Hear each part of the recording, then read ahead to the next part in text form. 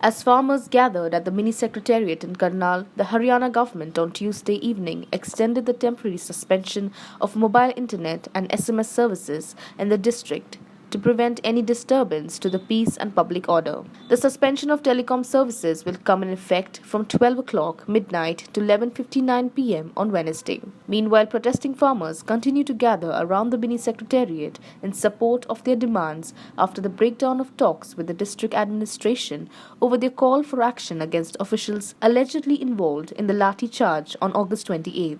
The Congress party has decided not to field any candidate for the upcoming Bhavanipur bypoll, party's West Bengal chief Adhir Ranjan Chaudhary said on Tuesday. Announcing party's decision, Chaudhary said, "Yesterday we discussed the matter with the state leaders, a section of which felt we must contest at Bhavanipur, while other section opposed it. As Pradesh Congress chief, it was my duty to let the party high command know what the state committee feels." Chaudhary also said that if Congress gives candidate against Mamata Banerjee, it may indirectly help the BJP. Our party has decided against it, he added.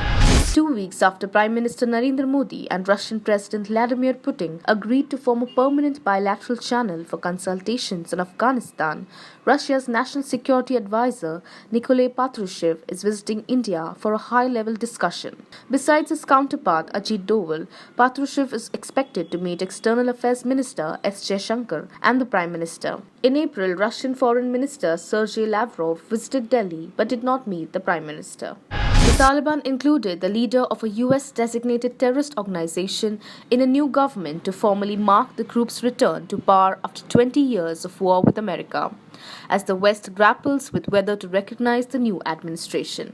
Mullah Mohammad Hassan, the little-known head of the Taliban's Leadership Council, was named as acting prime minister. Spokesperson Zubinullah Mujahid said at a conference in Kabul on Tuesday.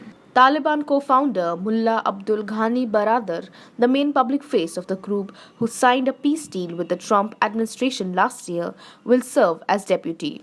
The Taliban want good relations with all the countries in the world, including the US, Mujahid told the reporters. He called the cabinet a diverse group that included a variety of ethnicities and backgrounds, although no women were chosen. US President Joe Biden said on Tuesday that he was certain China would try to work out an agreement with the Taliban after the Islamic insurgents seized power in Afghanistan on August 15. Asked if he was worried that China would fund the group, which is sanctioned under US law, Biden said, "China has a real problem with the Taliban, so they are going to try to work out some arrangement with the Taliban, I'm sure. As does Pakistan, as does Russia, as does Iran. They are all trying to figure out what do they do now." The United States and its group of 7 allies have agreed to coordinate their response to the Taliban, and Washington has blocked the Taliban's access to Afghanistan's reserves, most of which are held by the New York Federal Reserve, to ensure they live up to their pledges to respect women's rights and international law.